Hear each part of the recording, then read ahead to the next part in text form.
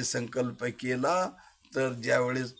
आर्थिक परिस्थितीची टंचाई झाली त्यावेळेस राजाने आणि दक्षिण दिशेला भरपूर द्रव्य आहे म्हणून दक्षिण दिशेला जाण्याचा घाट बांधला आणि तो अश्व घेऊन सैन्य घेऊन राजा दक्षिण दिशेला गेला. ज्यावेळेस तीरावर एक सुंदर स्त्री पाहिली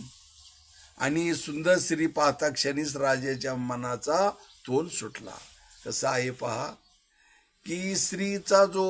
या आहे पहिल्यापासून नसानसामध्ये विषय माणसाच्या भिनलेले आहेत आणि तिथं काय कुणीही असो चांगला वाईट बरा बुरा गिरी भारती संन्यासी जपी तपी ब्रह्मचारी संसारी कुणीही असो गरीब श्रीमंत कुणीही असो तरी कबीर महाराज सुंदर सांगतात नाक से तो नागिन बुरी की धक्का लगत कट खाए पण नागिन से तो नार बुरी की देखत लहरी आ जाए.